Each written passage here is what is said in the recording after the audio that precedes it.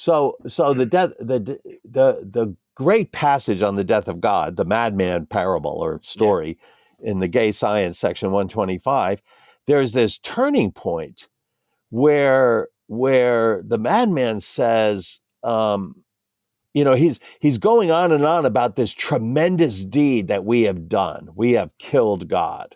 Right. Now, for Nietzsche, it's not that God used to be really alive and we literally killed him. It's that belief in God is utterly irrelevant. And in a sense, he's saying no one believes in God anymore. The madman says, how can we, this isn't a direct quote. I want to memorize that passage sometime, but it's basically, how can we face ourselves having done this? How can, How can we have done such a deed? Yes. Have we expunged the heavens from and exactly drank up all the waters of all the oceans? What festivals of atonement must we invent? Yeah. And then he says, must we not become gods ourselves to appear worthy of it? Right. And I think that's one of the turning points in that passage. And if God is dead, we have to become gods. Now he's not talking about we have to become omniscient, omnipotent, but we have to be the ones who create values. We are the creators because there is no creator.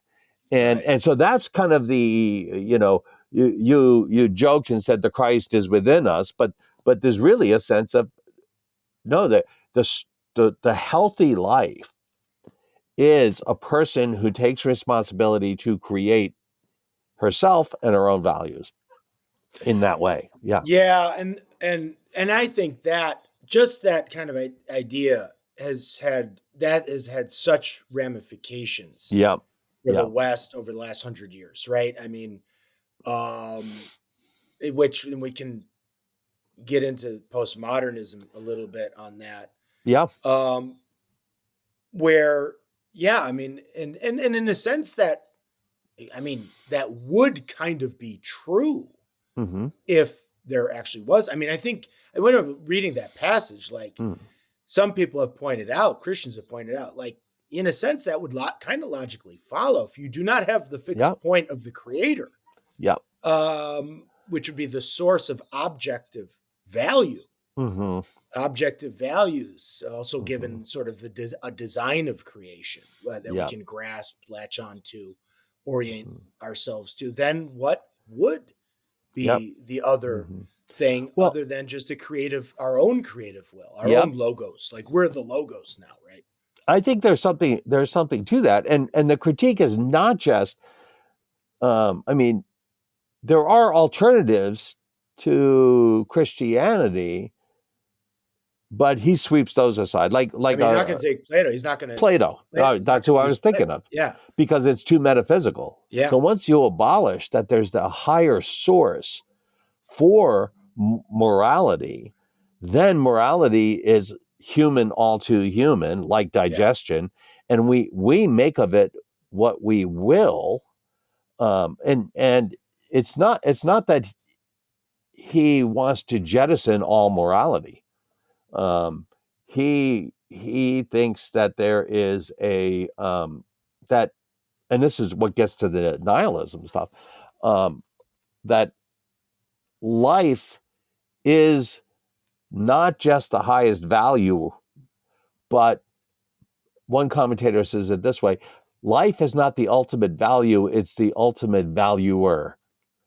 And so it's life that is kind of like the criterion for all values. Yeah. And then life gets cashed out for Nietzsche in terms of what he means by life. Will to power and exerting oneself and this kind of thing. Self-expression. Yes. We've heard about so much over the last couple generation or two. I think there's a not very dotted line that can be traced. Yeah. Through Sartre, you think about Sartre, existence precedes essence because there's no human nature, because there's no God. Right. Create your essence. We have to create our essence, which is the same thing Nietzsche's talking about. Yeah. All right, yeah. So this is. I mean, this is where I think it gets sort of fun, but also where I think it's been also has done a lot of damage. I think we have a lot of damage in the culture. A lot of damage in the culture to the cultural inheritance that came before it, right, which was the Christian tradition, especially as articulated by the medievals. Yep. And this is where I also would say, I think we're starting to see a pretty robust counter move against the sort of self, what was Charles Taylor's term for this? The self-expressive world, in the sources expressive individualism. Expressive individualism, exactly. Expressive individualism. I was just watching some clips from the ARC conference over in London. I think Jordan Peterson started it. It was like Os Guinness was talking, and all of these sort of more traditional, somewhat treatment. But one thing's clear: there's sort of like a realignment now where people are like, this expressive individualism, the will to power, and kind of some of the things that certainly Nietzsche said in a more sophisticated and articulate way than when you get to the 1960s and 70s America, like disco culture or something. But now there's like, whoa, this has been bad. This has not been good. So let's get into that more specifically. So we have the madman. We have the madman. He's going through there. What can we now do? How can we become sort of like gods ourselves? The will to power, the expression of the self is a way to try for Nietzsche to try and counter just total nihilism. Right, where you just might as well just go kill yourself. Right. And life or abundance, sort of a new conception, not a new concept, but life. The life blood, right? Yeah. And just creativity, I think, comes into play a lot for Nietzsche here. What does it mean to create? Not values. And I think he takes a turn, correct me if I'm wrong, towards aesthetics, right? Towards art. And so let's talk about what he then thinks is a possible answer to that nihilism. So he's deeply entrenched in aesthetics from the very beginning of his writing. Birth of Tragedy, it was Wagner's tragic opera that was going to save German culture. And he says in The Birth of Tragedy, it's only through aesthetic creation that we can justify life. He came to reject that part of the aesthetic because he came to see that was a kind of nihilism. And instead, his anti-nihilism, and he is anti-nihilistic.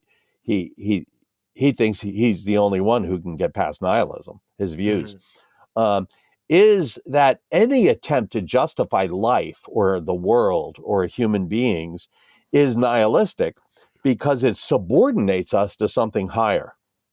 It's degrading to a human being to say, well, I'm justified by God or by the coming Marxist revolution, if you're a Marxist or something. And he says, no, that's degrading. To think that life has to be justified. It's kind of like saying, you've got Mozart playing on the stage and you've got, 5-6-year-olds, first-year piano students judging him. It's just kind of unthinkable that Mozart needs to think about being acceptable to this panel of judges. Life does not have to be acceptable to any panel of judges. It is the valuer of all things. And now a lot of that's, when you get down to it, seems like poetic language. And unpacking it, I'm not sure I've got it all at this point. But the only solution to nihilism, he thinks, is to give up the task of seeking justification. And anything else is degrading. And that's going to cut against Christian visions of life because the Christian vision is our value is in God's purposes for us. He created us in his image for reasons. Jesus became fully human, which ratifies our value, and all of this. And that's all nihilistic to him. And then there are the other nihilists who reject God and think there is no meaning in life. And he says, that's nihilism. He wants to get past it and say, no, there's no task of justifying life, just pursue life. And it is a little, so that seems very key. Obviously that seems very key here for him. It's a little, hard to understand perhaps.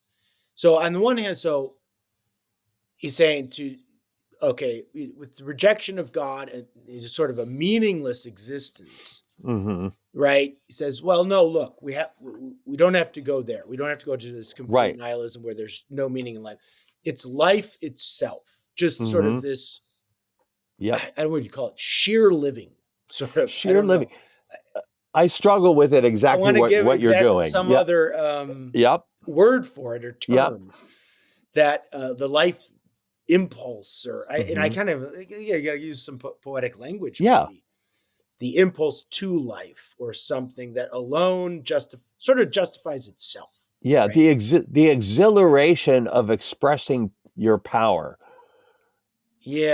Renders all things justified. And that's not just powers and like I can go beat up the guy, like next to me. He's small. It's not always power over others. Creative power. It's shaping the world the way I want to shape the world. Probably another term that came out of them is this idea of self-actualization, right? And how to self-actualize. That's Maslow, I think, right? Maslow's hierarchy of needs. Was that Maslow? Yeah. And that comes a little later, but you get that out of this view. And I don't know if Maslow was Nietzsche in any sense. I mean, when he revised his hierarchy later in life, he added spiritual transcendence as higher than self-actualization. So we began to see more of a role for the spiritual life in a healthy human being. This is Maslow, not Nietzsche. Maslow. And, of course, Maslow is after Nietzsche, so we don't know. I mean, maybe there was a direct connection, but maybe there's just some cultural influence that came through Nietzsche and other sort of existentialists like him. And Freud, right? And Freud, because a lot of what we said earlier about Nietzsche, too, Freud's id and stuff was tooling around in my mind, as we talked about even the intellect being sort of a drive. The story is when Freud read Nietzsche, he got really worried that Nietzsche had already published all of the stuff that Freud was working on. All the good stuff. All this good stuff. And then Freud just gave sort of maybe different analytical, linguistic handles onto it or something. There's a lot of similarities. Anyway, you were going to go. Well, no, I was finishing up some study questions on Aristotle, sort of the great souled man, right? The man of great magnanimity, where, you would know this better than I, but it has been claimed, and I'm assuming it's true, that, for Aristotle, the great souled man, like humility, humbleness, meekness, those things that we might associate with Judeo-Christian virtues as a central Judeo-Christian, if not maybe the most. But for Aristotle, it would have been more, those would have been not virtues. Those would have been maybe vices even. Yeah. And I'm wondering if Nietzsche would have accepted, because Aristotle's obviously got a telos for man. And I think it's imminent because I don't know that Aristotle has a worked out afterlife in the way that Plato maybe more did. So it's a sort of like, you think like the Aristotelian telos is just the fully actualized potential of the individual man, woman, or whatever. Yeah. Now, do you think that Nietzsche, is that roughly the same thing then for Nietzsche, or? Well, there's going to be parallels to this, right? How deeply they run. Obviously Aristotle's got a metaphysics. We understand that. Yes. And the metaphysics of the person gives us clue to where virtues are going to lie, right? Because of the. There is more of an objective end that each Yes. person should be Yes. sort of moving to. Maybe that in Nietzsche, you can't really say that there's some. Yeah. So it might be that there's a similarity that winds up being so general that it's not that helpful. Yeah. And that's the good life for a human person depends on what a human person is. And Aristotle starts the ethics with this deriving of the telos by observing the human person. And Nietzsche's got something similar. It said, like, look, we're human. We're all too human. There is no metaphysical source. So he's kind of doing a catalog of what is it that constitutes a human being. And then he doesn't derive from that, but that makes him say, okay, there are a whole bunch of views that we have to reject because they get a human being, what a human being is, false. It's false. And our view has to be consistent. And this is, the death of God. In some ways, it's like, not only is there no God, but I mean, the great statement about the death of God, besides the madman, occurs a few sections before, when he says, I actually have it here, I'll read it. After Buddha was dead, they still showed his shadow in a cave for centuries, a tremendous, gruesome shadow. God is dead, but given the way people are, there may still for millennia be caves in which they show his shadow, and we must defeat his shadow as well. And that captures his life project. Yeah. The notion that morality is the way to live life, traditional morality, that's part of the shadow of God. Yeah. That life has to be justified by God, that's part of the shadow. And then in the madman, the passage we talked about, we have to become gods. It takes a God to dethrone a God. Yeah. And what great act of history must we now sort of enact? Yes. I wonder how that did then later connect to the Nazis and Hitler. Yeah. Because when I was reading some of Heidegger or about Heidegger in the Stanford Encyclopedia, the philosopher who was writing that section on Heidegger thought that there was something intrinsic in Heidegger's thought that the Nazis latched onto, that did sort of give rise to the Nazi ideology, that we did have to do. There had to be some great man, again in history. The great man must come, right? Nietzsche says this, and so Nietzsche would have hated the Nazis. He wasn't that kind of anti-Semite. I think he would have thought they trivialized what he was trying to do. It's not just raw political power. It's more about well, you use the term self-actualization. Human transformation. The transformation of like the human creature. The individual human first. Yeah. It's not Nietzsche's, he does say things about social structures and things. Yeah. But he doesn't start there, right? The more important is the individual. Right. But you can see reverse engineering how someone like Hitler is going to read Nietzsche and appropriate stuff. And especially the book that's published under the title Will to Power was largely edited by a sister. So there's some distortions there. And it's edited in such a way to give, maximal support to the kind of Nazi thing. Right. Not that there's... it's a collection of unpublished fragments, that book. Over 1,000 of them. Well, then I wonder, I'm making this connection, maybe it's true, but I think one of the Leni Riefenstahl movies was something like The Triumph of the Will. And I wonder if they even sort of pilfered that then from... Oh, they might have. Yeah. They might have. Right. So you can imagine how Hitler might have thought he found a comrade there and was happy to appropriate. And, I'm not going to blame Hitler. Politicians do that all the time. Remember when Reagan quoted the Rolling Stones and called them that great American band, the Rolling Stones. Yeah, I got it wrong. That didn't work very He much. did use C.S. Lewis well, though. Yeah, In yeah. one or two contexts. Good old Reagan. Yeah. Yeah. I mean, there's enough there. Even if they're going to get, obviously, they're going to use philosopher. You're Right. using a philosopher to. Well, we do that in the Christian tradition. I mean, Oh, of course. I think J.D. Vance just referenced the Ordo Amoris.